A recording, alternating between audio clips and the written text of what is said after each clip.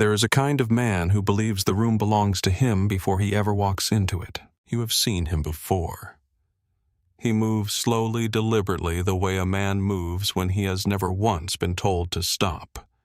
He does not check whether others are watching. He does not adjust himself for anyone. He carries himself with the settled ease of a person who has concluded some time long ago that the rules exist to manage other people. His name was Wade Pruitt, Officer Wade Pruitt, Keller County Police Department, Georgia. 18 years on the force, 38 formal complaints, 0 disciplinary actions, 3 promotions.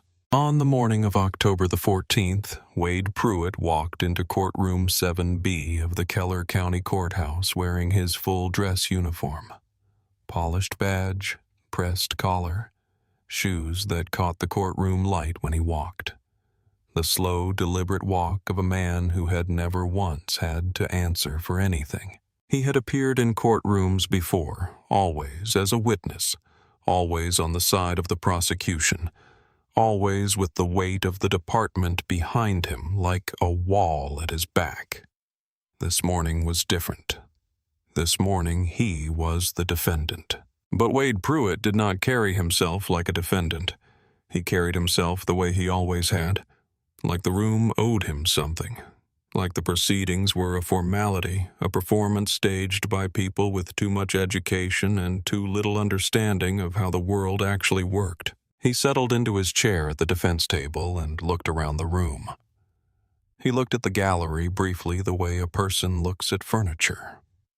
He looked at his attorney, Frank Stull, a career police union lawyer with thinning hair and a briefcase worn soft at the corners from too many years of this exact kind of mourning. Stull had a stack of papers in front of him and was moving through them with the focused efficiency of a man trying to stay ahead of something. Then Pruitt looked at the bench, empty for now, elevated. A single high-backed chair behind a wide surface of dark oak polished to a deep shine. 2 cameras mounted in the upper corners of the room that he acknowledged with a single bored glance and immediately dismissed. He had been in courtrooms like this a dozen times. He knew how they worked. He knew who won and who lost.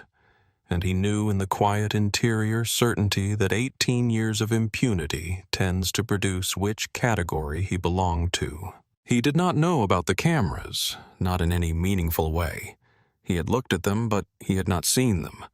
They had been upgraded 3 months earlier, part of a courthouse security modernization funded by a state grant. High definition, wide angle, audio capture at a clarity that made the old system look like a toy. He did not know that the court reporter seated at her small machine near the witness stand recorded every syllable spoken in that room, including the ones spoken in whispers, including the ones the speaker did not intend to be on record. He did not know that the woman who was about to sit in that elevated chair had spent the last 6 weeks reading his file. All of it. Every one of the 38 complaints. The ones that had been dismissed. The ones that had been returned for revision. The one that had disappeared entirely from the file and been recovered from an archive scan by a sergeant in internal affairs who had spent 27 years watching things like that happen and had finally quietly decided to start keeping copies. He did not know that she had done something no one else in 18 years had bothered to do. She had filed a federal records request to obtain the full complaint history that his department had twice told her was unavailable. She had filed it herself, on her own time, through a process that took 4 weeks and 2 follow-up letters, and it had arrived in a manila envelope thick enough to make the mail clerk raise an eyebrow. She had read every page more than once. Naomi Carter arrived at the courthouse before anyone else that morning. She came in through the side entrance, the one that connected directly to the judicial wing, the one that allowed her to walk straight to her chambers without passing through the lobby or the security line or the television cameras that had set up on the courthouse steps 2 days earlier when the case was first reported in the Atlanta papers. She was 52 years old. She had a face that had been described in various newspaper profiles over the years as composed, which was accurate but incomplete. Composed suggested effort, suggested the deliberate suppression of something that wanted to come through. What Naomi Carter had was something older and harder than effort. It was the practiced stillness of a woman who had learned in places far more dangerous than any courtroom that showing your reaction was the same as giving away your position. 8 years in the United States Army Judge Advocate General Corps, legal advisor. She had been deployed once to a forward operating base in a country where the summer heat bent the air above the pavement, and the legal questions that came across her desk involved decisions that would affect whether specific people lived or died. She had conducted cross-examinations in field tents and military tribunals across tables from men who believed that if they said something with enough force and enough certainty, it became true regardless of the evidence. She had learned in that environment that the most dangerous men were not the ones who shouted. The most dangerous men were the ones who had never been contradicted.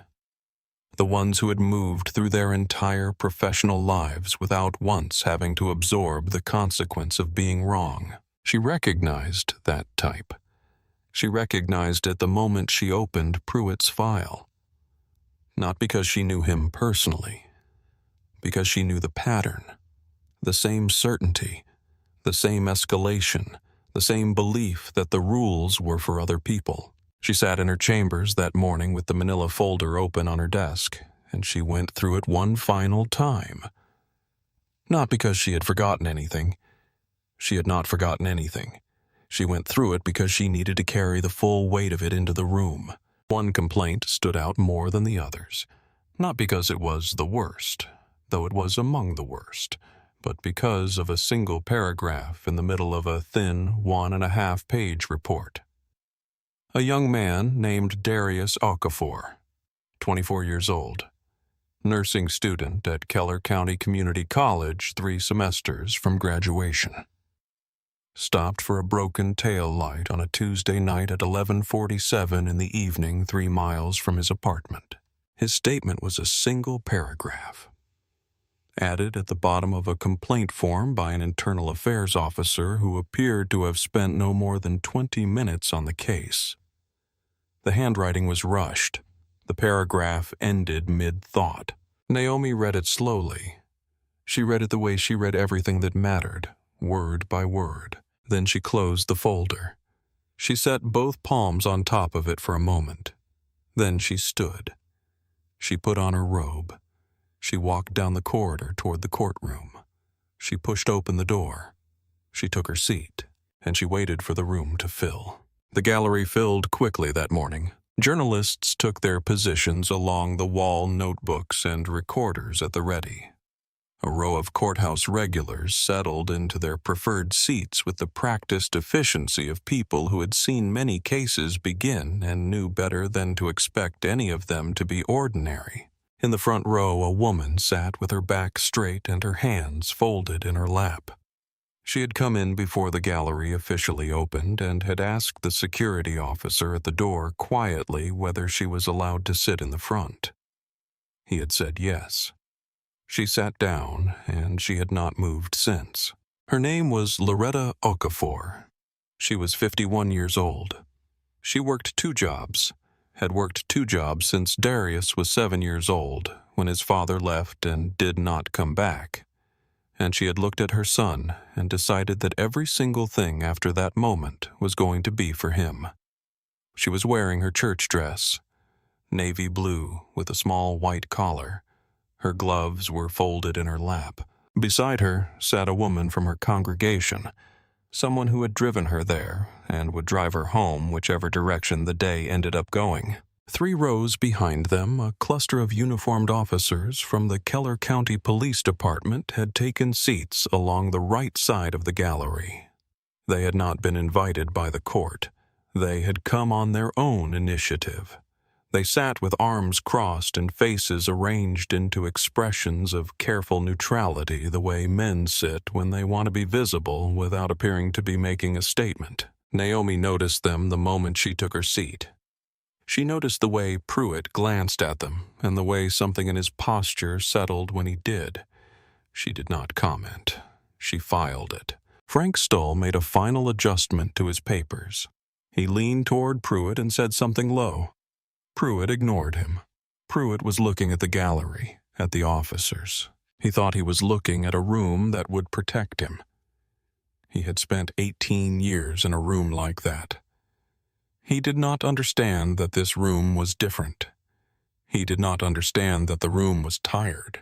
Idie Claire Morrow opened for the state. She was in her mid-40s, lean and precise, in a way that suggested she had removed every unnecessary thing from her life in order to be very good at this one thing. She did not use notes. She had internalized the case so thoroughly that notes would have slowed her down. She stood at the podium and she began. She said that on the night of March the 22nd, Officer Wade Pruitt had initiated a traffic stop without calling it in to dispatch, without running the plate, and without any documented probable cause beyond a broken tail light reported by no one. She said that within 9 minutes of that stop, Darius Okafor, who had kept his hands visible throughout, who had complied with every instruction, who had asked only one question, which was, what did he do wrong? Was lying on the wet pavement of Canfield Avenue with 2 fractured ribs, a fractured right wrist, a dislocated left shoulder, and contusions along his jaw that would take 3 weeks to fade. She said that Officer Pruitt's body camera had malfunctioned that night. She let the words sit for a moment before she continued. She said that Officer Delgado's body camera had also been off. She said that a dashcam mounted in Delgado's vehicle, however, had not been turned off. She said that the state would present what that dashcam had recorded. Then she returned to her seat. Stoll rose. He straightened his jacket, and his expression simultaneously the reflex of a man who had done this many times. He said that policing was not conducted from the safety of a courtroom. He said that decisions were made in seconds under pressure in situations where danger did not announce itself politely. He said that Officer Pruitt had served this community for 18 years, had answered calls that most civilians would turn and walk away from, and had made a decision on the night in question, based on training and threat perception that he had developed over nearly 2 decades of experience. He said the state was asking the court to evaluate a split-second decision, with the luxury of hindsight. Pruitt's chin lifted slightly. He was feeding on those words. Stoll continued building toward his central argument when Pruitt leaned forward and whispered a correction.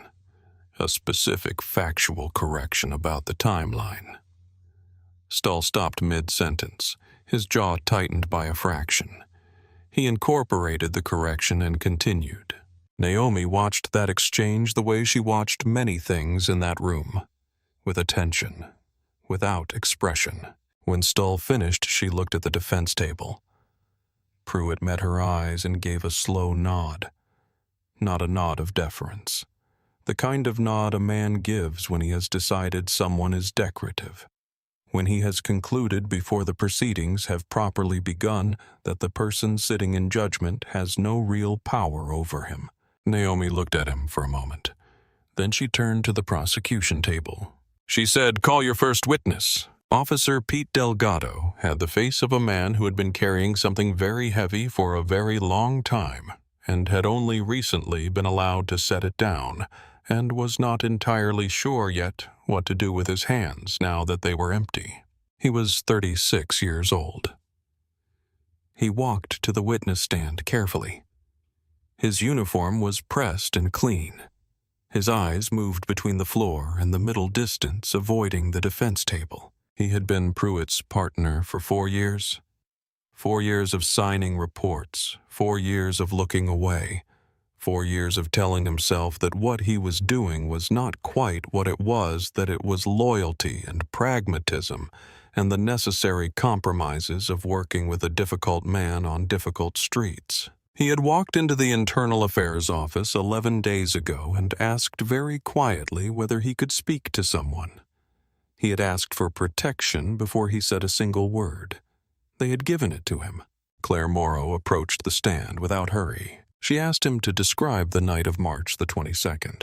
Delgado described it the way you describe something you have replayed too many times, something that has worn itself smooth in the telling even as it remains sharp underneath. He described their shift. He described the traffic stop. He described the way Pruitt's voice changed the moment Darius stepped out of the car. It dropped from procedural into something else, something personal and cold, something that had nothing to do with a broken tail light.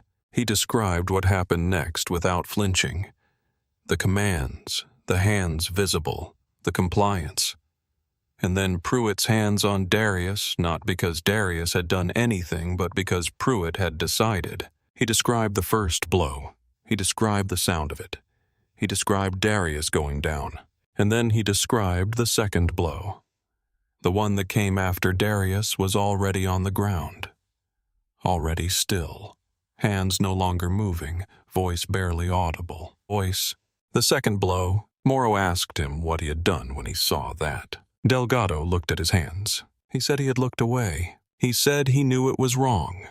He said he knew in the moment that it was wrong, and he said nothing and did nothing because he understood from 4 years of working alongside this man exactly what happened to people who said something. Morrow asked him to explain what he meant by that. Delgado took a slow breath. He talked about a woman named Denise Carter, who had filed a complaint against Pruitt 2 years earlier. He said that after she filed, patrol cars from Pruitt's unit began appearing in front of her house. Not for any documented reason, not for any dispatch call, just there, idling, night after night for 2 weeks. She withdrew the complaint. He talked about a man who had reported an unlawful stop and began finding parking tickets on his car every morning. Different officer each time. Different violation. But every morning without fail a ticket. He said everyone on the force knew how Pruitt handled people who created problems for him. They just called it something else. They had a language for it that made it sound like professional culture rather than what it was. He said he signed the report that night because he was afraid of what would happen if he didn't. He said he had been afraid for 4 years. He said he was still afraid. He said the difference was that now the fear was of a different thing. Stull rose for cross-examination. He was deliberate. He framed his questions carefully. He asked why Delgado had come forward now after years of silence, after signing the report, after allowing Darius Okafor to be charged with resisting arrest based on a report that Delgado himself now described as false. Delgado looked at him without hostility. He said because someone finally opened a door. And I was done waiting to die on the other side of it. Stull tried to frame that as convenience. Self-preservation wearing the costume of conscience. In the defense table, Pruitt leaned forward and said the word traitor, not in a whisper. Low, but not in a whisper. The front row heard it. Naomi turned her gaze to him. A long, level, unhurried look. Not angry. Not surprised. Calibrated. The look of a woman who was building a record and had just been given another entry. She said nothing, not yet. She turned back to the stand. She said continue. Dr. Sandra Holm had been a practicing emergency physician for 31 years. She had seen every variation of physical trauma that a human body could sustain, had documented them, had explained them to families and to courts, and had developed the particular kind of composure that comes not from absence of feeling, but from a long professional relationship with terrible things. She took the stand in a gray blazer with her reading glasses on a gold chain and a binder thick with records. Morrow walked her through Darius Okafor's injuries methodically. Fractured 4th and 5th ribs on the right side. Fractured right wrist consistent with an impact against a hard surface while the wrist was extended. Dislocated left shoulder. Deep contusions along the left jaw and cheekbone.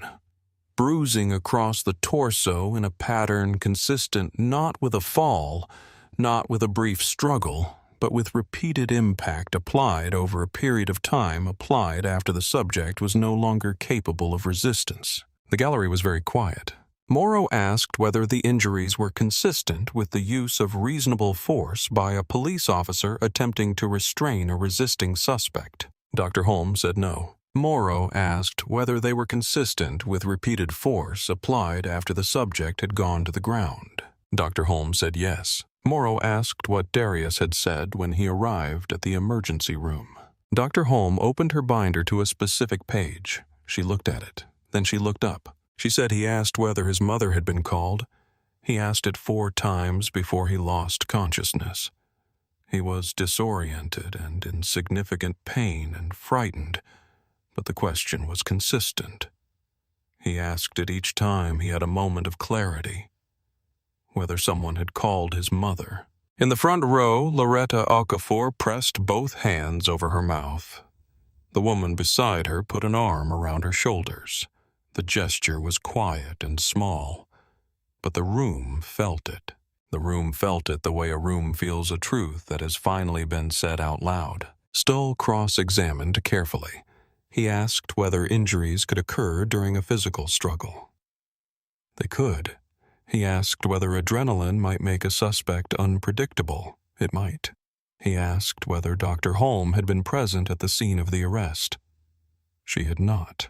Then Morrow stood for redirect. She asked Dr. Holmes a single question. Doctor, in your medical opinion, how many separate applications of force would be required to produce the combined injury pattern you have described? Dr. Holmes did not check her notes. She said not fewer than 6. Stull sat. He rubbed the bridge of his nose. At the defense table, Pruitt turned to his attorney and said through barely parted lips, "Do something."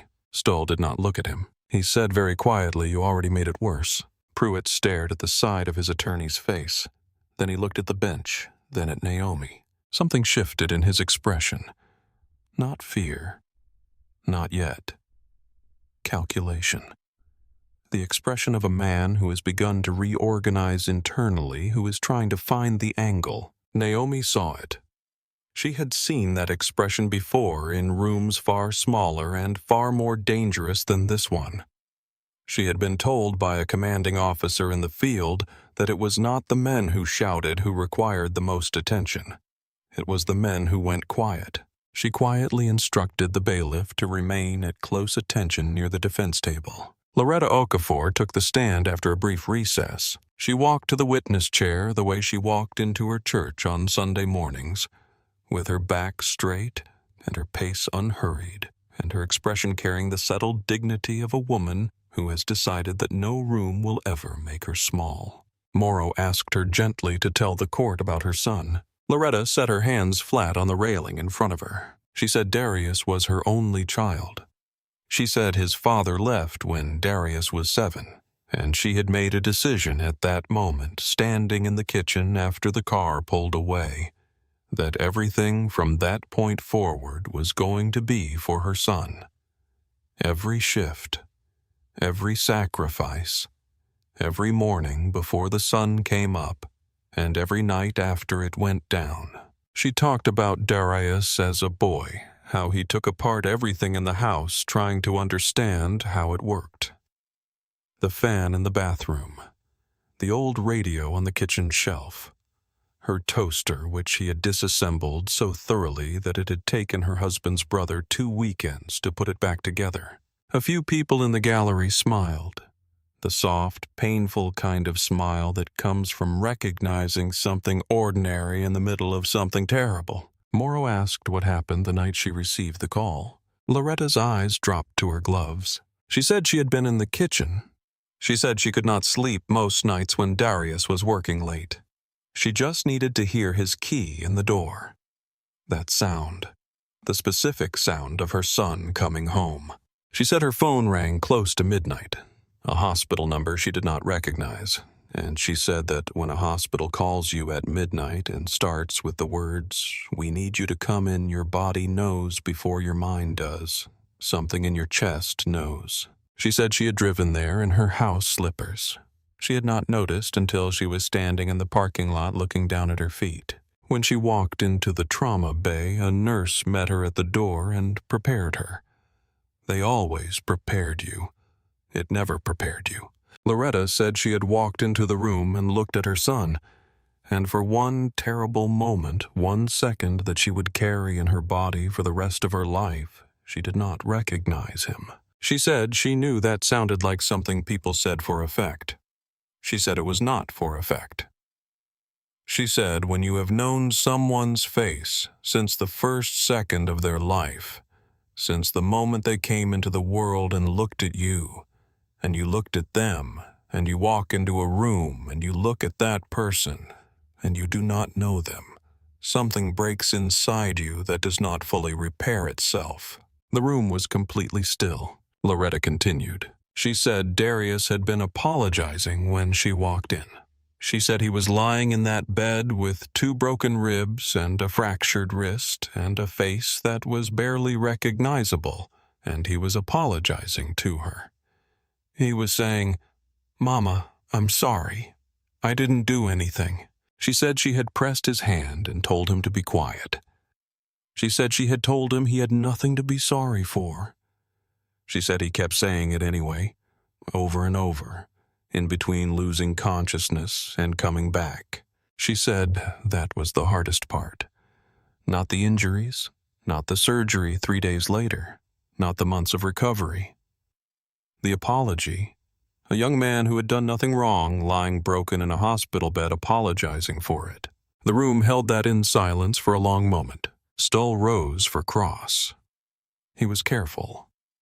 He was aware that the gallery was watching him with a particular quality of attention, the kind that comes when a room has decided that a thing is wrong and is waiting to see how the person on the wrong side of it handles the next few minutes. He established that she had not been present at the traffic stop. She agreed. He said that therefore she could not speak to what happened. Loretta looked at him steadily with the patience of a woman who had been explaining things to people who were not listening for most of her life. She said she was not there to speak to what happened. She was there to speak to what remained. She talked about Darius after. He no longer drove after dark if he could avoid it. He flinched at the sound of sirens in a way he had not done before. He had lost his nursing program placement. He sat by the window at night and watched the street below with the vigilance of someone waiting for something they hoped would not come.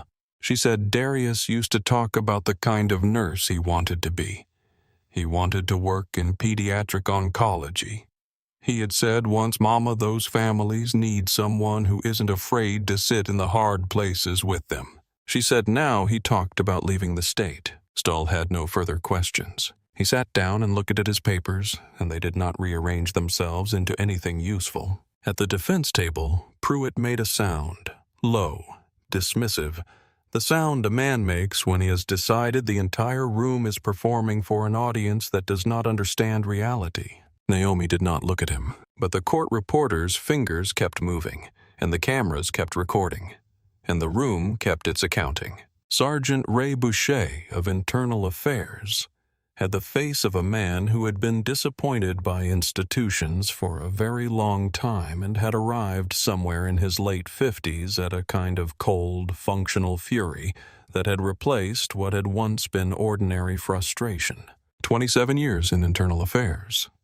He had seen everything. He had filed more complaints, written more recommendations, and watched more of both disappear than he could count without a file in front of him. He took the stand and set a binder the thickness of a telephone book on the railing. He opened it to the first marked tab. He looked at Pruitt briefly. Pruitt looked back at him with the cold attention of a man who has known for years that another man wanted to do exactly what that man is doing right now. Morrow asked him to summarize the complaint history for Officer Wade Pruitt over 18 years of service. Boucher began reading. Not dramatically. He read the way you read a damage assessment after a flood. Flat. Matter of fact. Heavy with what was behind the words. Excessive force, 2009. Dismissed. Racial harassment, 2010. Dismissed. Unlawful stop and search, 2011. Dismissed. Complainant intimidation, 2012. Dismissed. He continued through 14 entries before Stull rose with an objection about cumulative prejudice. Naomi overruled it without looking up from the notes she was making. She said the pattern of conduct was central to the case and the court would hear the full record. Boucher continued. The number 38, when it finally arrived at the end of the recitation, did not land with the force of a dramatic revelation. It landed the way large truths often land, not with a gasp, but with silence. A silence that meant the room understood that 38 was not a statistic. 38 was a decision, made again and again over 18 years. The decision that a pattern of harm was acceptable, that the people on the receiving end of it were acceptable losses, that the word dismissed was not a conclusion but a policy. Morrow asked how many of those 38 complaints resulted in any disciplinary action. Boucher looked up from the binder. None. The single word dropped into the room and settled at the bottom of it. She asked how many times Boucher had personally recommended disciplinary action against Officer Pruitt. 7 times. She asked what happened to those recommendations. Boucher's jaw tightened. He said 4 were returned marked unsubstantiated by Captain Gerald Thorne, who was Pruitt's supervising commander for 11 of the 18 years. He said 2 were sent back for revision, and the findings were changed before they were re-entered. He said 1 disappeared from the file entirely, and he found a scanned copy in an archive system 14 months ago which was included in the binder. The words disappeared from the file moved through the gallery. Morrow asked whether there had been additional informal complaints reports from people who had come in but not filed formally. Boucher said yes, many more. People who came in and then left before signing anything. She asked why. Boucher's expression did something. Not anger exactly, not quite sadness, something on the far side of both. He said because they were afraid of patrol cars appearing outside their homes after they filed, afraid of their sons and daughters being stopped more frequently, afraid of tickets, afraid of the particular kind of retaliation that looks exactly like normal police work if you don't know what you're looking for. He said people stopped filing because they understood what happened to the people who filed. At the defense table, Pruitt stood up. He did not wait to be addressed. He pushed back from the table and stood and said that was a lie. He said Boucher had been trying to end his career for years and had never found a single substantiated thing because there was nothing to find. Naomi said his name once quietly. He said the complaints were filed by people with agendas, people who resented being held accountable for their own behavior, people who had decided a black cop or a liberal judge was going to hand them what they wanted if they made enough noise. Naomi said his name again, same tone, same volume, same precise, untroubled clarity. He looked at her. She held his gaze. She said, "Mr. Pruitt, sit down." He sat, slowly, making sure the room understood he was sitting because he chose to. The court reporter had not stopped moving her hands. The cameras had not stopped recording. The room had not stopped watching. The following morning, the courtroom filled faster than it had on either of the previous 2 days. The story had made the evening news in Atlanta. It had made the wire services. A journalist who covered civil rights cases for a national publication had driven down from D.C. and was seated in the second row with a notebook and an expression of focused attention. Naomi arrived early. She sat in her chambers and she drank her coffee and she read through her notes one final time. She thought about what the day would hold. She thought about Darius Okafor and the dashcam audio that Morrow was about to present. She thought about the 38 complaints. She thought about the woman who had driven to the Internal Affairs office 3 times and left without signing anything. She put down her coffee. She put on her robe. She went to the room. Morrow announced that the state was prepared to present Exhibit 14. She described it as audio recovered from the dash cam mounted in Officer Delgado's patrol vehicle on the night of March the 22nd. She noted that it had been authenticated by the department's own forensic unit and independently verified by a private lab. Stull renewed his objection about chain of custody. Naomi addressed each element of the objection in turn, found none of them substantively supported by the record, and overruled. She turned to the gallery. She said she expected complete quiet.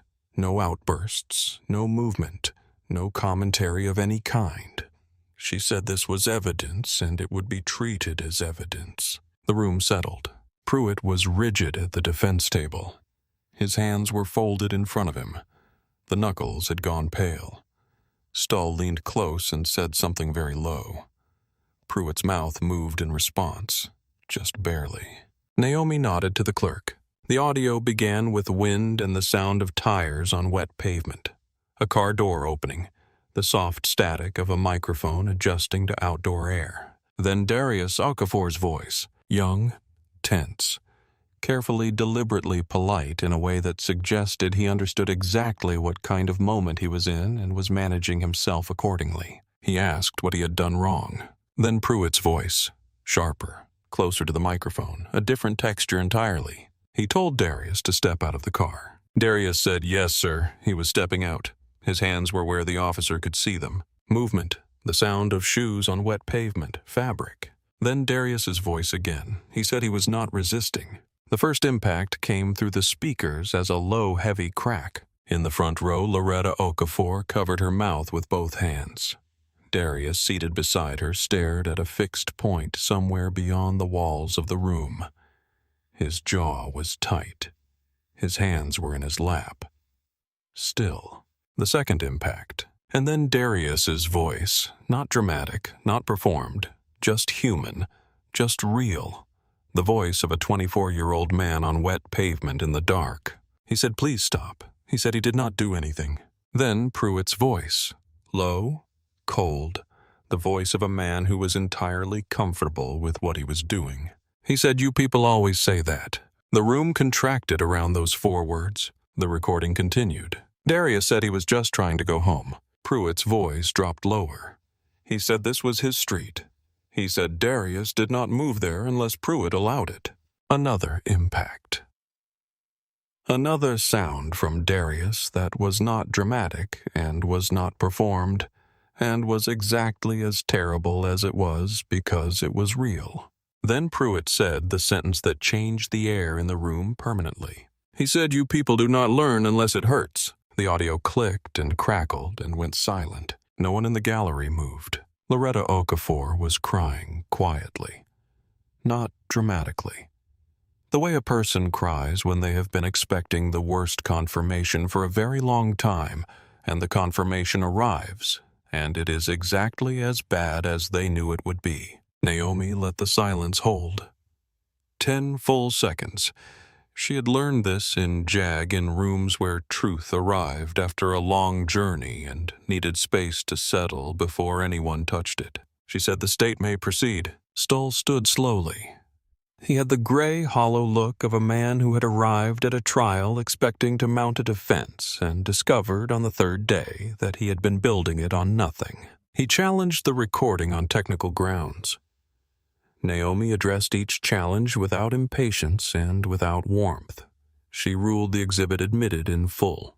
Pruitt said through tight teeth that recording did not show what it was like out there. Naomi turned to him. She said, "Mr. Pruitt, this court has given you significant latitude." She said that latitude was now exhausted.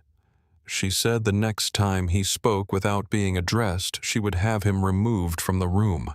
He looked at her, the same look. The same slow assessment. But something had changed in it. The certainty had developed a hairline fracture. He looked away first. What happened in the next 15 minutes happened the way the most important things often happen. Not with ceremony, not with announcement. Piece by piece in the ordinary course of proceedings that had been going on for 3 days, the last structure beneath Pruitt's certainty gave way. Morrow said the state rested. 2 words. Quiet. Final. Naomi looked at the defense table. She said, "Mr. Stull, you may present your defense." Pruitt was already moving. Not standing. Not speaking. just shifting. The particular quality of movement that belongs to a person who has decided something and is beginning to act on it before they have fully decided. He said loud enough for the entire gallery to hear that the court had already decided. All of them. The judge, the prosecutor, the gallery. They had all decided before a single word was spoken. Naomi said his name. He said he could see it. In the way the room was arranged against him, in the way justice had been performing itself in his direction since day one. Naomi said this court had made no finding. He said she had made it with her face. The gallery went still in a different way than it had gone still before. This was the stillness of people watching someone cross a line they cannot uncross. Naomi did not look away from him. She said the court proceeded on evidence, not on the defendant's perception of expressions. Pruitt pushed back from the table. Stoll said Vance sit down. Pruitt did not sit down. He stood and he pointed at Naomi Carter, and he said that she sat up there like she understood what he dealt with. He said she had never been on a street at 2 a.m. She had never made a decision with her hands shaking and her heart in her throat, and nothing but instinct between her and something she could not see. He said she did not know what it cost to keep people like her safe. The phrase landed. The gallery heard it land. The court reporter recorded it. The cameras caught it. Naomi did not move. She had heard the phrase before, not in those exact words, but the architecture beneath it was familiar to her. The assumption that safety was something a woman like her received but could not provide.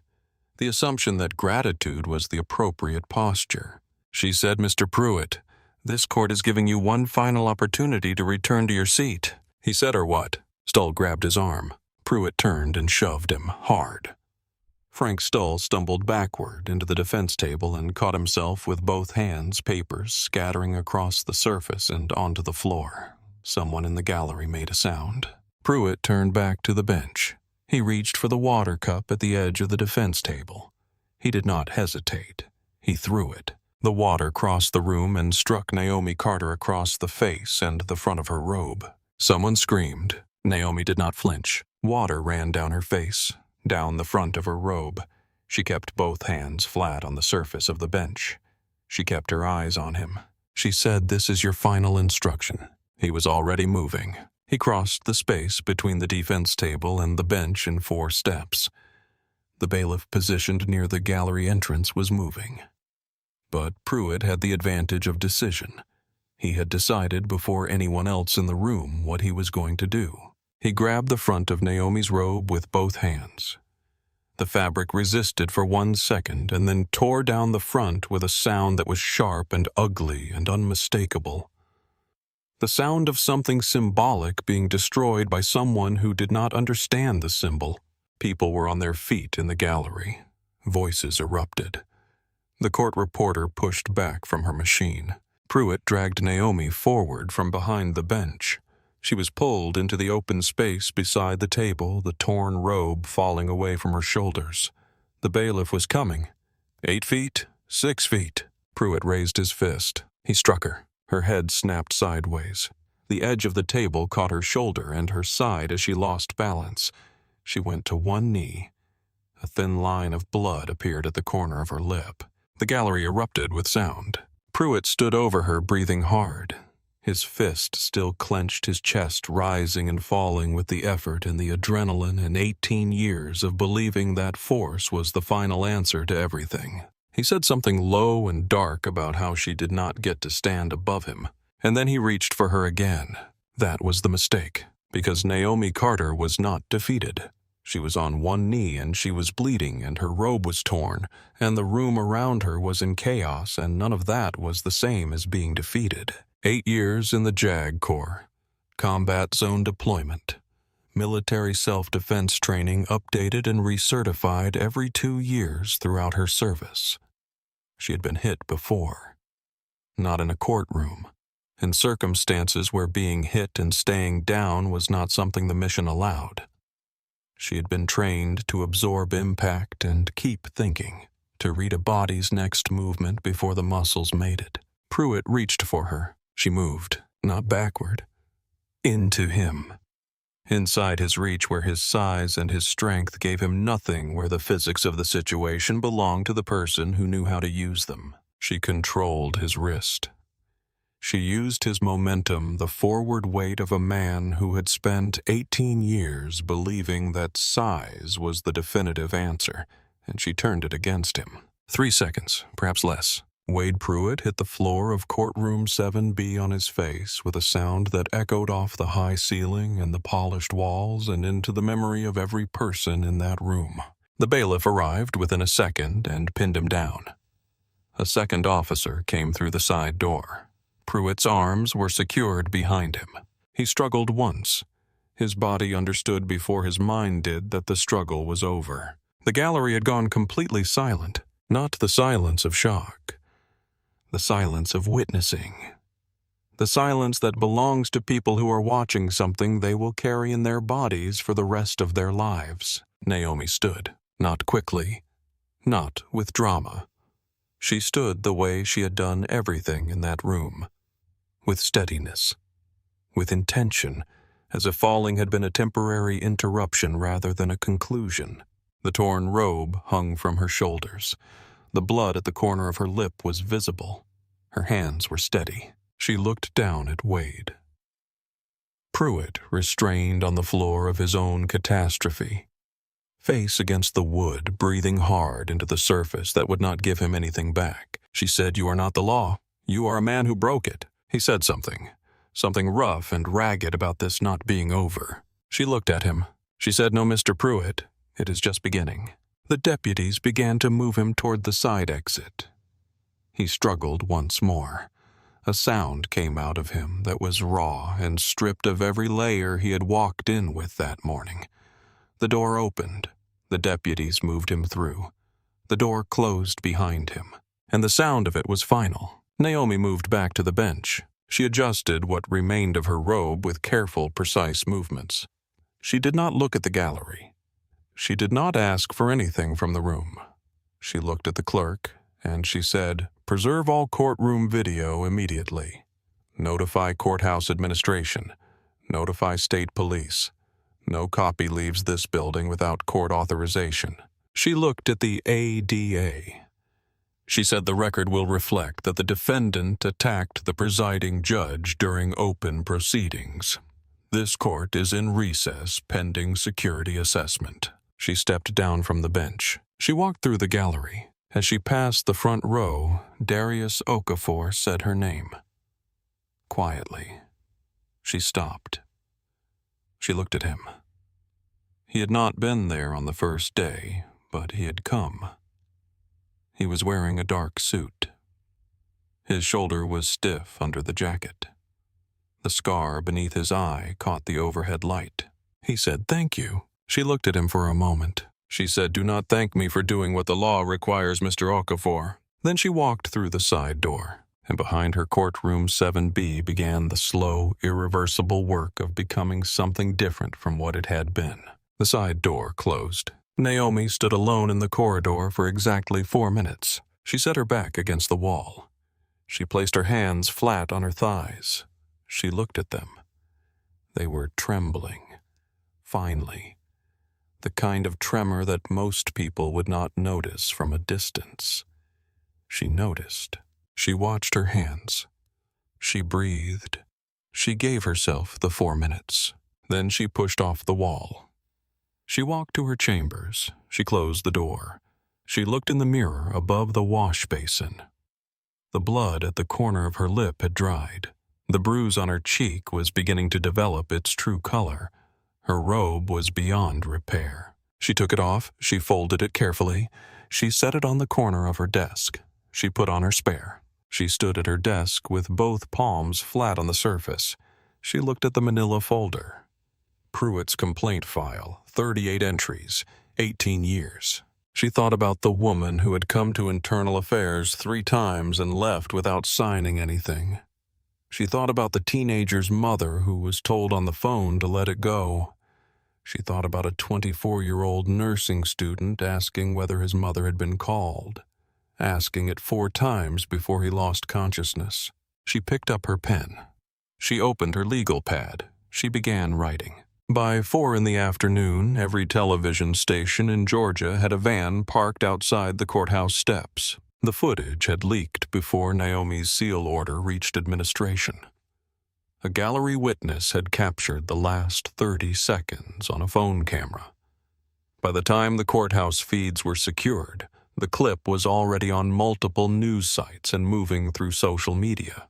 It showed Pruitt in full dress uniform. It showed the water. It showed the torn robe.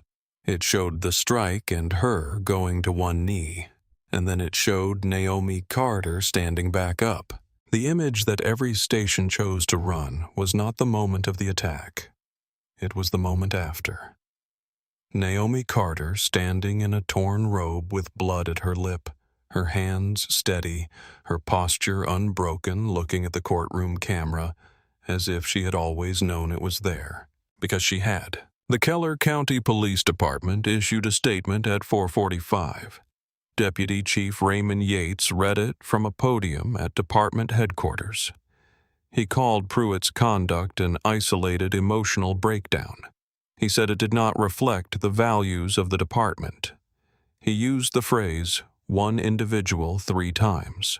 In a conference room at the courthouse, Claire Morrow watched the statement with 2 federal investigators and senior prosecutor Karen Whitmore. When Yates used the phrase, "one individual for the 3rd time," Morrow turned off the television. Whitmore leaned back in her chair.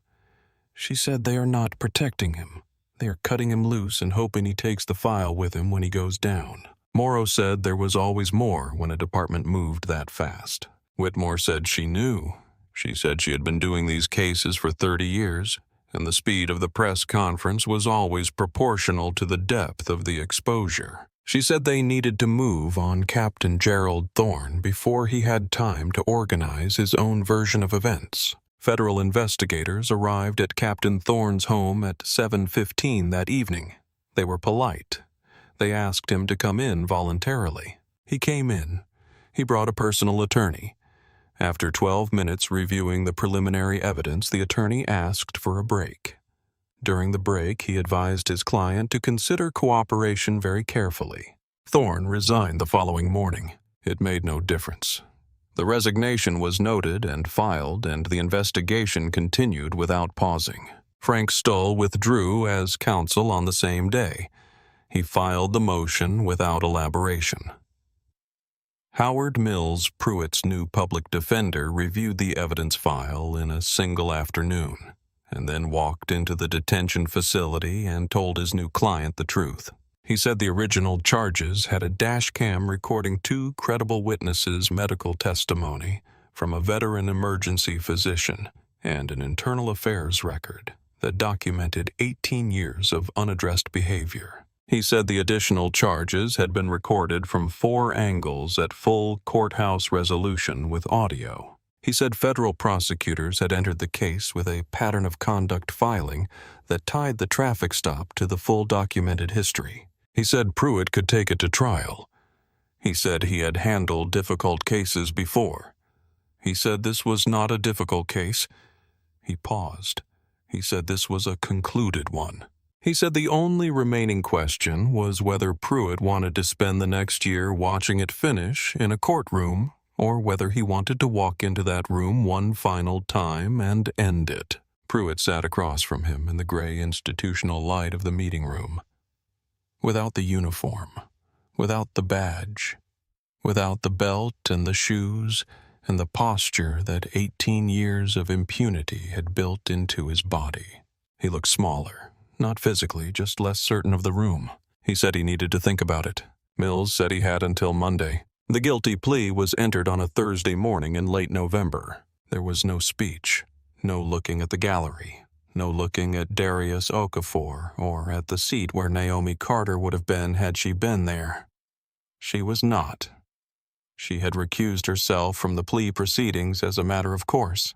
Pruitt stood at the defense table and said the word guilty, to all counts. The room received it without celebration and without applause, with the quiet, particular relief of people who have been waiting for a specific thing for a long time and are still adjusting to the reality of its arrival. The sentencing hearing was held 6 weeks later. Federal Judge Constance Avery presided. She had been on the bench for 19 years and had the reputation of someone who read every document in a file and forgot nothing she had read. She had read Pruitt's file, all of it. The victim's statements came first. Darius Okafor walked to the podium. His shoulder was still stiff and the scar beneath his eye was visible under the courtroom lights. But he walked straight and he stood straight, and he looked at the room with the clear eyes of someone who has decided that fear will not be the last word. He said that for a long time after March 22nd, he believed Pruitt had taken something from him that would not come back. He stopped sleeping normally.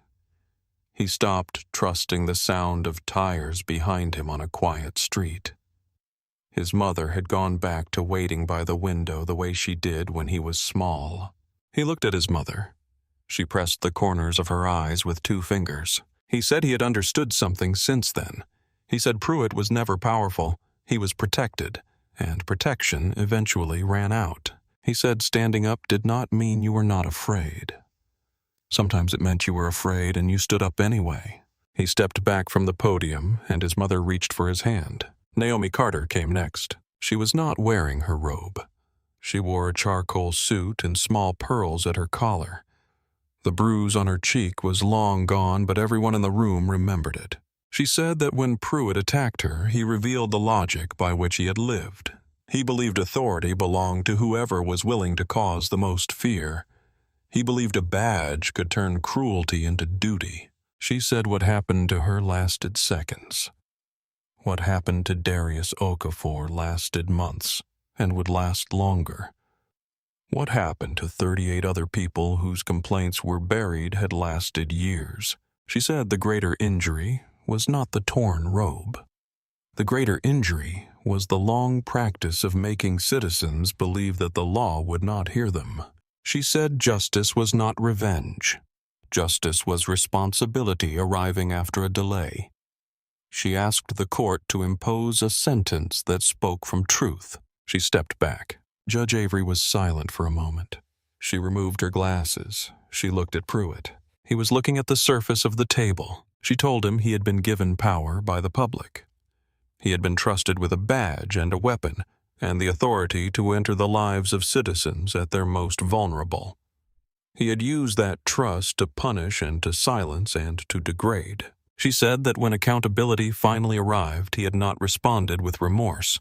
He had responded with violence, in a courtroom, on camera, in front of witnesses. She lifted the sentencing order. She said on the federal counts the sentence was 22 years. On the state convictions to be served consecutively 18 years. 40 years. The number moved through the room like a wave. Pruitt looked up from the table. He looked at the 40 years the way a man looks at a wall he has just run into and cannot go around. Avery held his gaze. She said the sentence reflected not only what he had done to Darius Okafor, but what he had taught an entire community to fear, and what it had cost them to learn that the fear was not inevitable. The gavel came down. The marshals moved in. Pruitt looked around the room. The officers who had come in uniform on the first day were not there. His attorney was not there. No one who had ever stood on his side of anything was in that room. The old wall was gone. The marshals took him by the arms, and he did not resist. He walked toward the side door. He paused at the threshold. He looked back once at the room.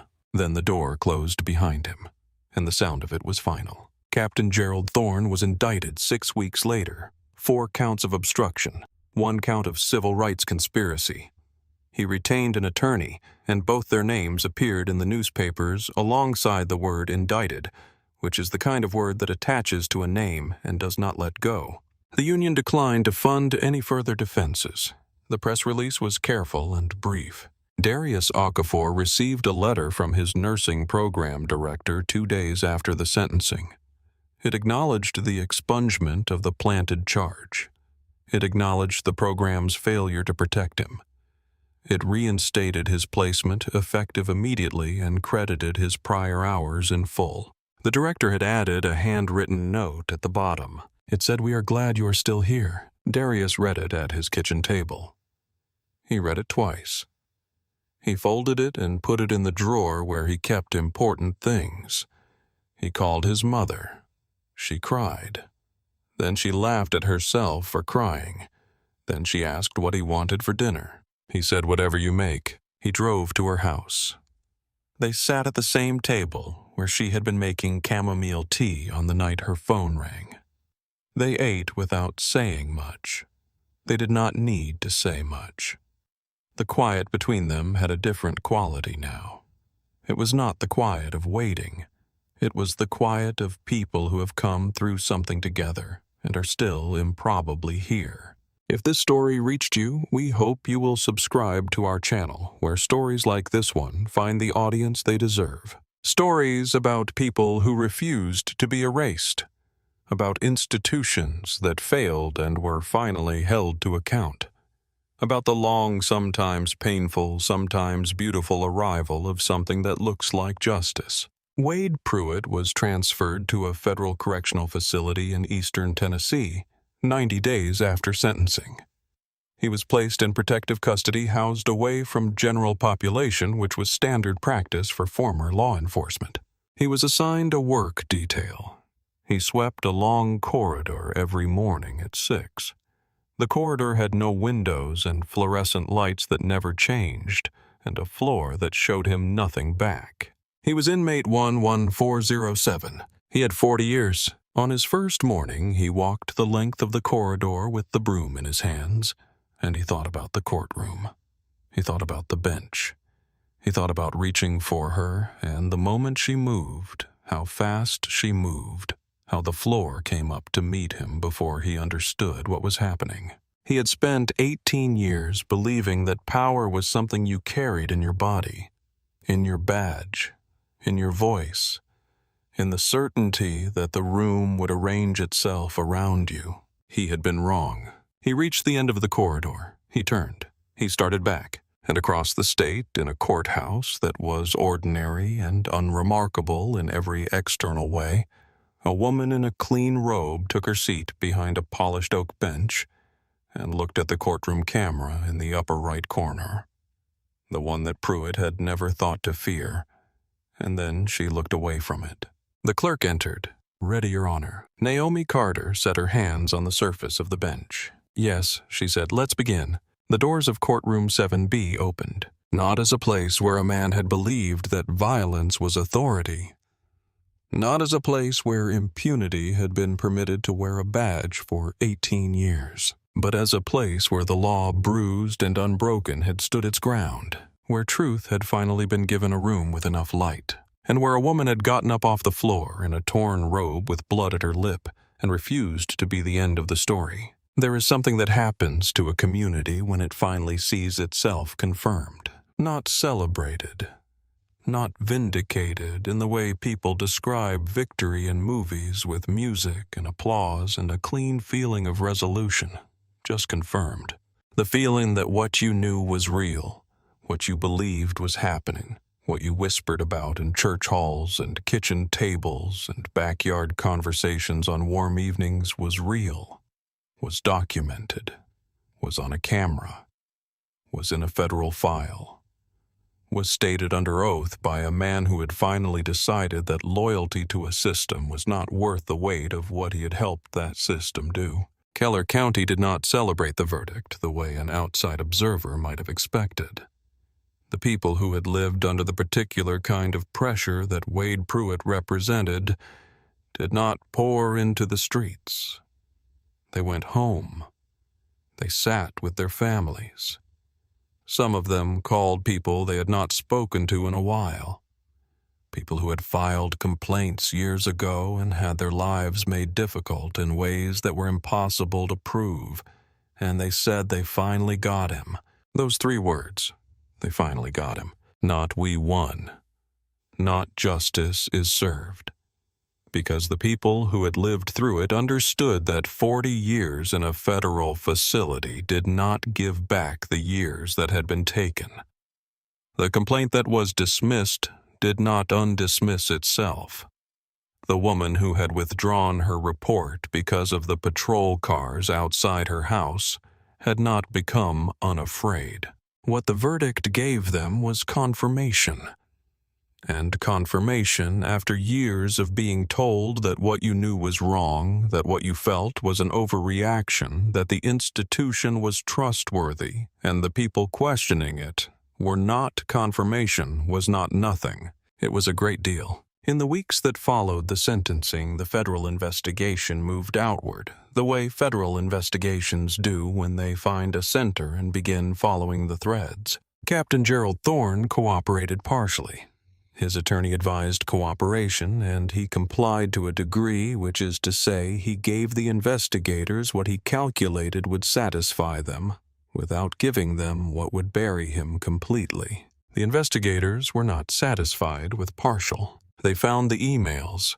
There are always emails.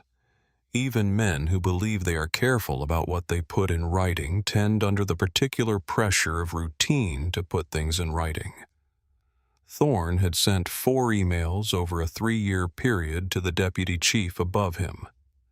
Emails that referenced Pruitt by name, that described certain complaints as manageable, that used a particular phrase twice, which was an officer who gets results in environments others consider too difficult. The phrase was entered into evidence. It became, in the federal complaint against Thorne, what lawyers call a governing document. A piece of writing that revealed the philosophy rather than just the action. That showed not merely that a specific complaint had been dismissed, but that the dismissal of specific complaints was understood by the people doing the dismissing to be a form of management, a deliberate choice. Thorne was charged with 4 counts of obstruction and 1 count of civil rights conspiracy.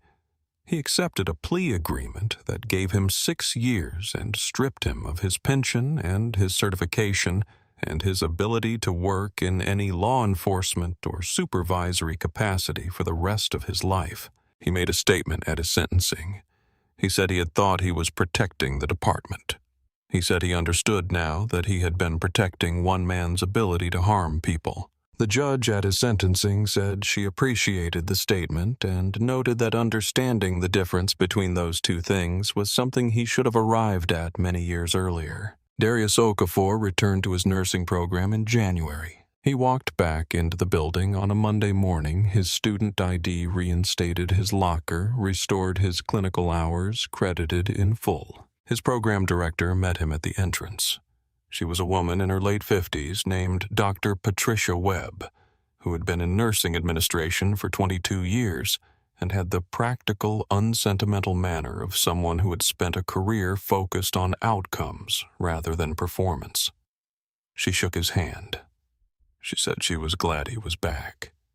She said the program had failed him, and she intended to make sure it did not fail anyone else the same way. Darius thanked her. He went to his locker. He hung up his jacket. He put on his scrubs. He went to his first clinical of the semester. It was a pediatric ward on the 4th floor.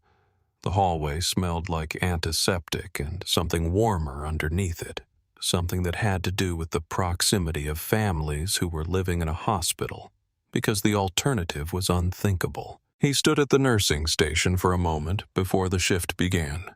He thought about the night in March. He thought about the pavement. He thought about his mother driving to the hospital in her house slippers. He thought about the 4 times he had asked whether she had been called. He thought about what it meant to be here, to have come back to this hallway, this ward, this life that he had been building before one man's decision tried to take it from him. He thought about the families on the other side of those doors, the ones who needed someone who was not afraid to sit in the hard places with them. He picked up his patient chart. He went to work. In the months that followed, several things happened that did not make the evening news but were noted by the people they affected. The woman who had withdrawn her complaint 3 years earlier, the one who had been afraid of the patrol cars outside her house, reached out to an attorney who had been following the Pruitt case. She refiled. Her case was reviewed as part of the broader federal pattern investigation.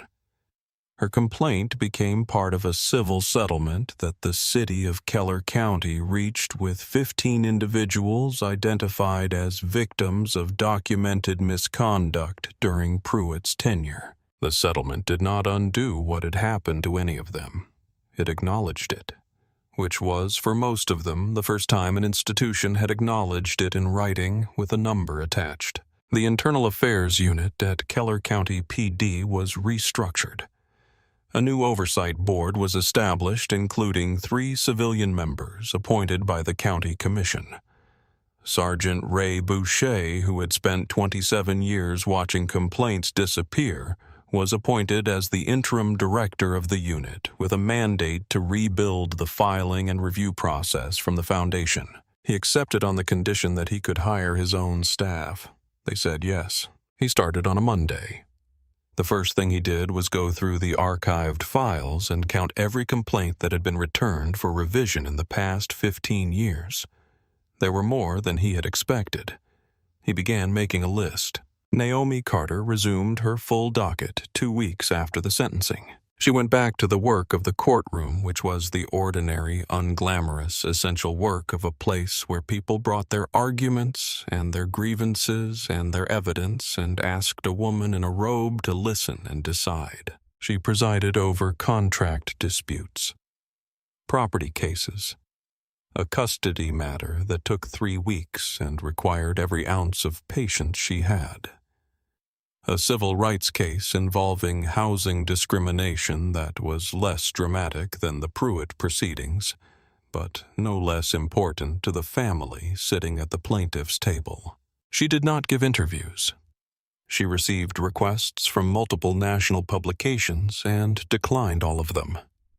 She said through her clerk that the case had been about the law, and the law did not need her to speak on its behalf.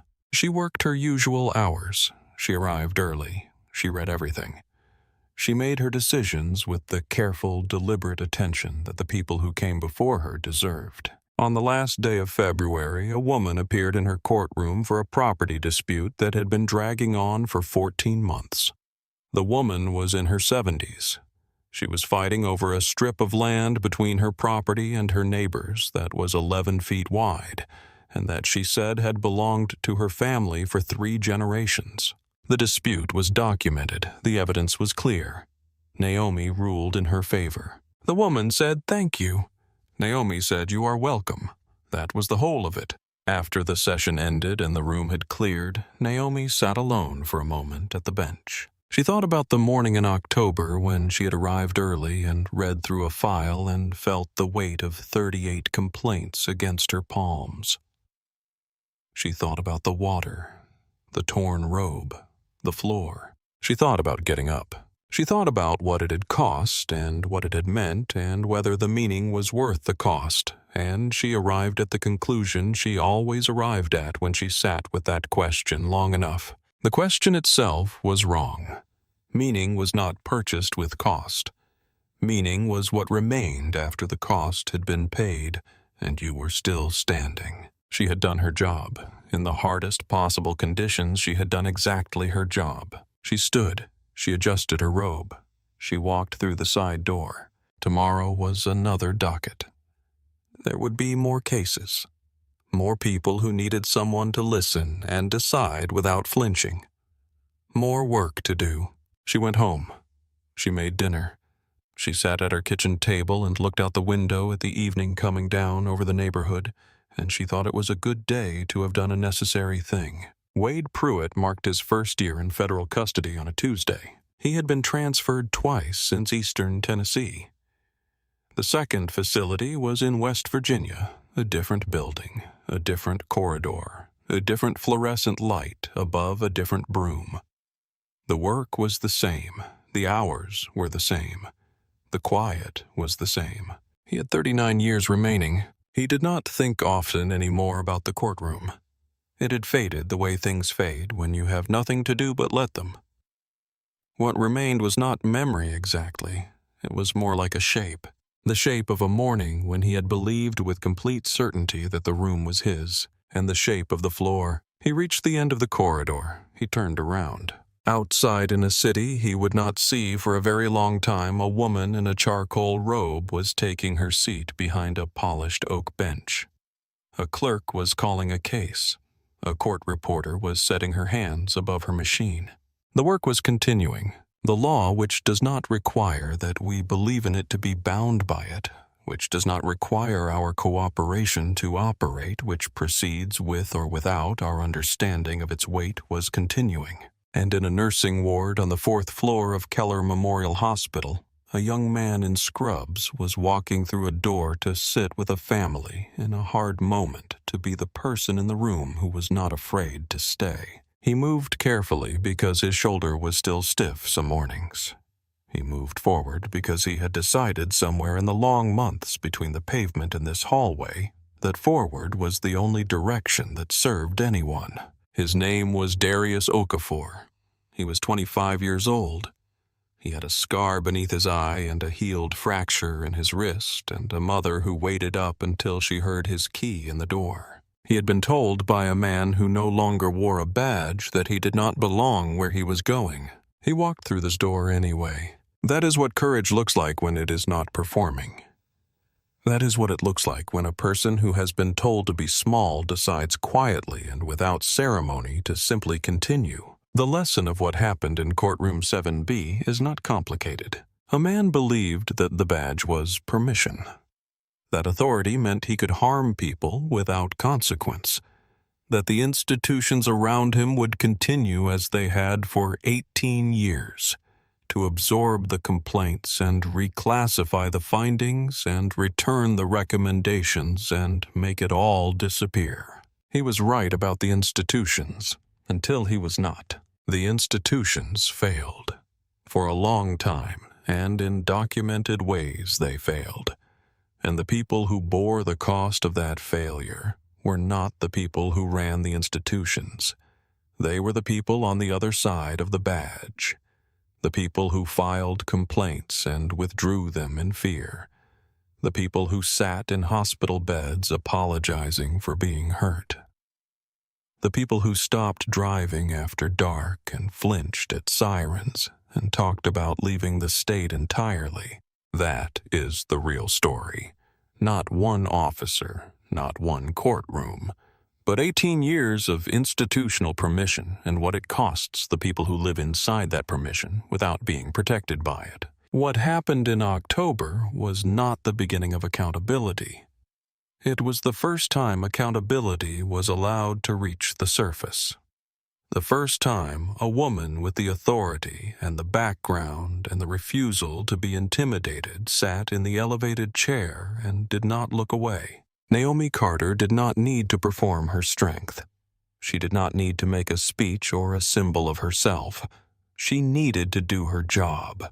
And when a man decided that her job was something he could take from her by force, she demonstrated with the clarity that only 3 seconds and the floor of a courtroom can provide that he was wrong. And the cameras recorded it, and the court reporter recorded it. And the dashcam recorded what happened to Darius Okafor on a wet street in March. And Sergeant Boucher kept his copies. And Officer Delgado finally walked through a door and told the truth. None of it was one moment. All of it was one story. And the story continues. It continues every morning when someone files a complaint and someone else decides whether to take it seriously. Every time a supervisor signs a report that they know is incomplete. Every time a person pulls over on a dark street and tries to calculate how afraid to be. Every time someone sits in an elevated chair and chooses or fails to choose to do the thing the law requires. This is not a story about one bad officer. This is a story about what happens when the people who are supposed to stop one bad officer spend 18 years stepping aside instead. And about what becomes possible when they finally stop. If this story stayed with you, if it reached something in you that you recognize from your own life or from the lives of people you love, we hope you will subscribe to our channel where we tell stories like this one. Stories that do not look away. Stories about the people who paid the cost and the people who are still paying it. Stories about the long, imperfect, necessary work of making something that looks more like justice. The corridor in the federal facility is long. The fluorescent light does not change. The broom is just a broom. And inmate 11407 walks it every morning at 6. He reaches the end. He turns around. He has 39 years remaining to consider the distance between the man he thought he was and the man the floor of Courtroom 7B revealed him to be. It is a very long corridor, and there is nothing at the end of it that will look like the room belonged to him. Not anymore. Not ever again. There are things that do not appear in the trial record. They do not appear because trials are structured to receive specific kinds of evidence in specific kinds of formats. Testimony under oath, physical exhibits, audio and video recordings, medical reports, the documented history of institutions doing or failing to do what they were obligated to do. But there are things that do not fit into those formats. The way Loretta Okafor's hands shook when she drove to the hospital and she did not notice until she was standing in the parking lot looking down at her slippers. The way the word mama kept coming out of her son in between the moments of unconsciousness, as if that one word was the anchor his mind reached for when everything else was going dark. These things are not in the trial record, but they are part of what the trial was about. They are part of the full accounting. Loretta Okafor went back to her 2 jobs. She worked the early shift at the dry cleaner on Meridian Avenue and the afternoon shift at the school cafeteria 3 days a week. She had done this for 16 years. The difference now was that when she drove to work, she did not sit in the particular alertness she had developed over the years.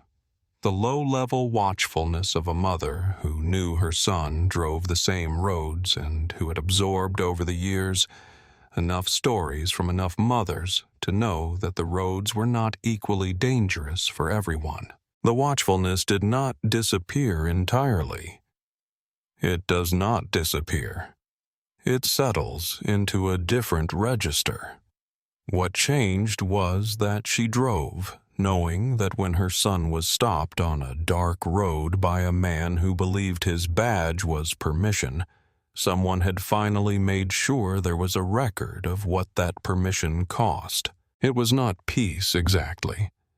It was something more realistic than peace.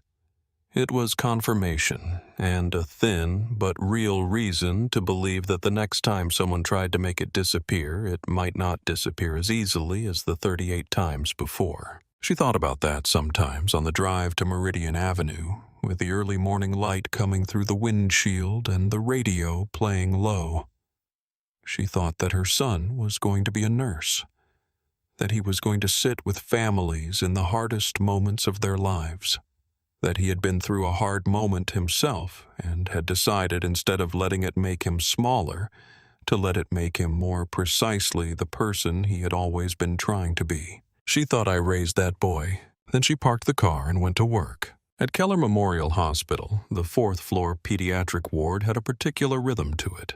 The night shift ended at 7 in the morning, and the day shift came on, and there was a brief overlap period where the outgoing nurses briefed the incoming ones on the status of each patient. Who had slept? Who had been awake? Who needed something adjusted? Who had a procedure scheduled? Who had family coming? Darius was on the day shift Tuesday through Saturday. He had a particular way of entering a patient room for the first time in the morning. He knocked even when the door was open. He introduced himself by name.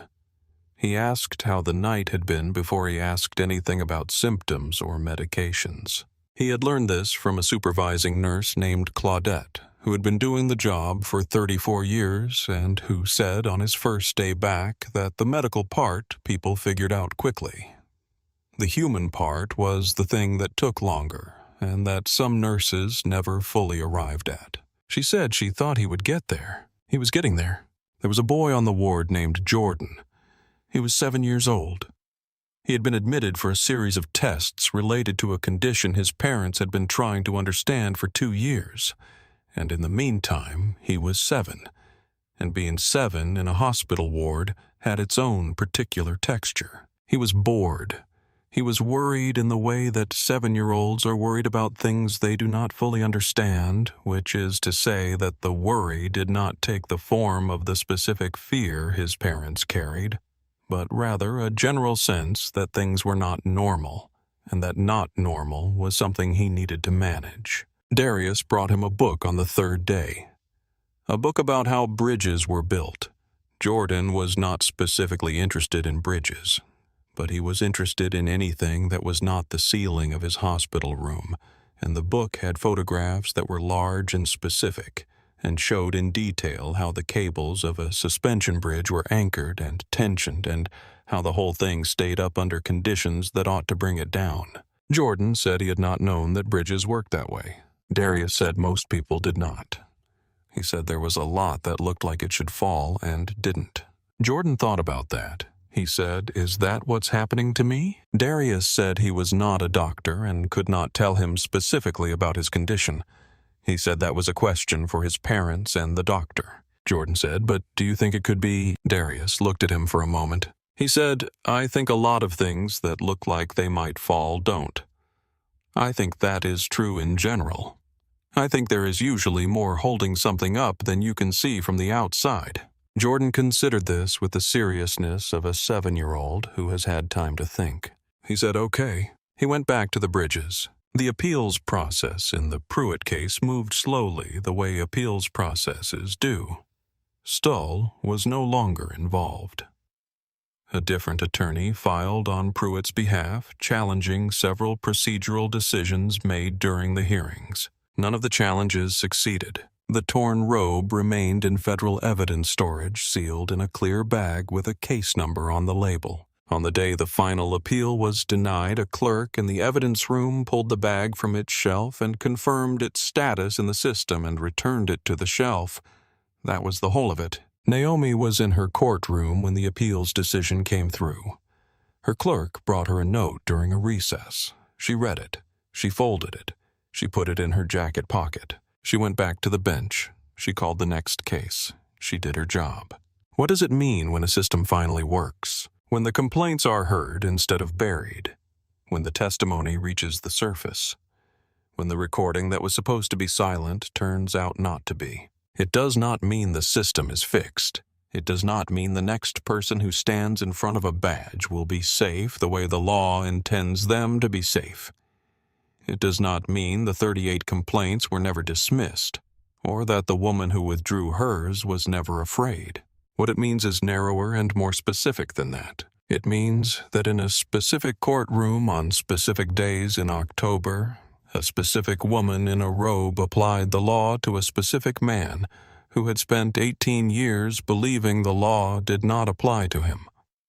And she did not look away. And when he tried to make her stop, she demonstrated that he could not. That is what it means. It is narrower than justice.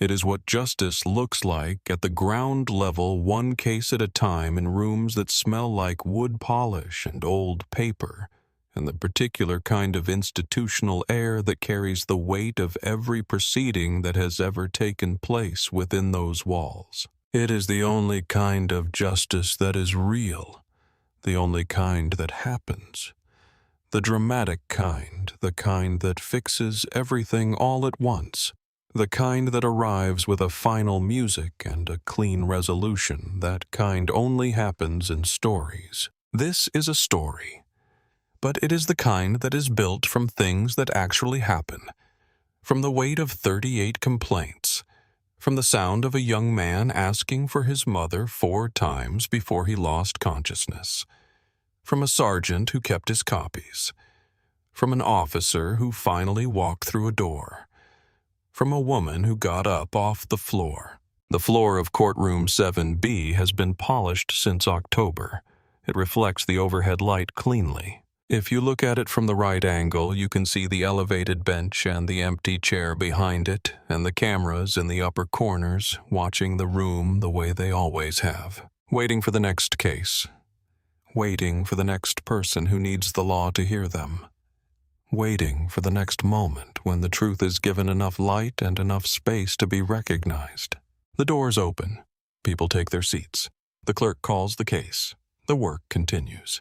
It always continues. That is the thing about justice, not the story kind, the real kind. It does not finish. It does not resolve into silence. It keeps walking forward imperfectly, slowly sometimes, with blood at its lip and a torn robe and both hands steady on the surface of the bench. But it keeps walking, and that is enough to keep going. That is enough. Spring came late to Keller County that year. March arrived cold and gray and stayed that way longer than usual, as if the season was reluctant to commit to something as ordinary as warmth after a winter that had held so much. Then one morning in the middle of the month, the light shifted. The kind of shift that happens between one day and the next, where one morning you get into your car and the air is cold and the sky is white, and the next morning the same drive feels like a different planet. Loretta Okafor noticed it on her way to work. She was driving down Meridian Avenue with the window cracked and the radio playing something she was not quite listening to, and she realized that the trees along the street had moved past the bare stage into something earlier, the tight green of buds that had not yet committed to becoming leaves. She thought it was the kind of thing you did not notice when you were watching for other things. When you were watching the road behind you and the patrol cars and the particular quality of headlights that appeared too close and too soon. She thought about how much looking she had done in the past year. Not just the months of the case, the years before it, the accumulated watching that happens when you are a mother and you understand that the world your son moves through is not the same world that moves around him. She rolled the window down a little more.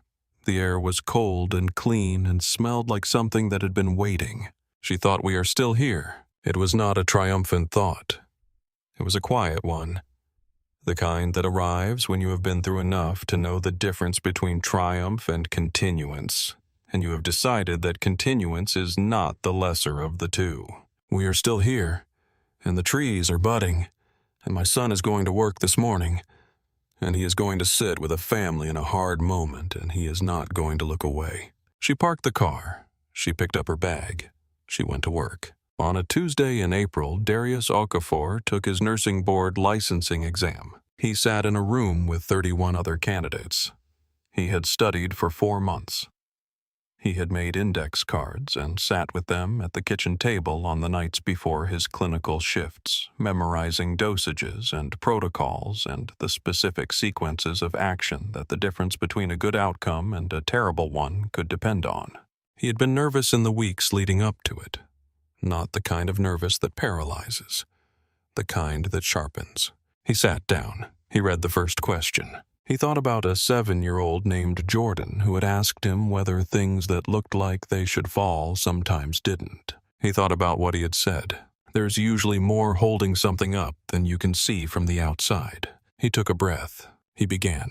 The results arrived in the mail 14 days later. He was at his mother's house when they came. He had not planned to be there. He had stopped by after his shift because she had left a voicemail about leftovers, which was her language for "I want to see you," and he had learned over the years to translate correctly. He was sitting at the kitchen table with a plate of food when the mail came through the slot in the front door. He got up. He walked to the hallway. He looked at the envelope. Loretta had come out of the kitchen and was standing in the doorway. She was drying her hands on a dish towel. She looked at the envelope. She did not say anything. He opened it. He read the single word that mattered. He read it again. He turned to his mother. He said, "I passed." She did not make a sound. She crossed the hallway and put both arms around him and held him the way she had held him in the hospital room in March of last year when he was hurt and afraid, and she needed him to know she was there. She held him the same way, but it was a different kind of moment. Not the same fear, not the same darkness, just her arms around him and the spring light coming through the window over the door and the smell of dinner from the kitchen and the simple enormous fact of continuance. We are still here. He is going to be a nurse. He passed. Naomi Carter walked into courtroom 7B on a morning in April and found a small photograph on her bench. She did not know immediately who had left it there. It was a photograph of a nursing school graduation recent informal taken on a phone camera in a hallway. A young man in a white coat, standing straight, looking at the camera with the clear expression of someone who has come through something and decided to keep going. There was a note on the back. It said, "Thank you for doing what the law requires." She recognized the phrase. She had said it to him in October in the moment when he had thanked her as she passed through the gallery. She had said, "Do not thank me for doing what the law requires." He had sent the phrase back to her, with the photograph, with this evidence of what the law-making space for him had allowed. She stood at the bench for a long moment with the photograph in her hands. The court reporter came in. The clerk came in. The gallery began to fill. Naomi set the photograph on the inner edge of the bench where she could see it from her chair. She adjusted her robe. She sat down. She looked at the room. She looked at the people who had come in with their cases and their grievances and their evidence and their need for someone to listen and decide without flinching. She looked at the photograph. She thought this is what the law is for. Then she turned to the clerk. She said, "Call the first case." The work continued.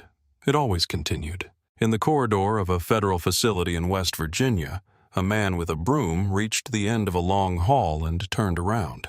In a hospital on the 4th floor, a young man in scrubs knocked on a door and introduced himself by name and asked how the night had been.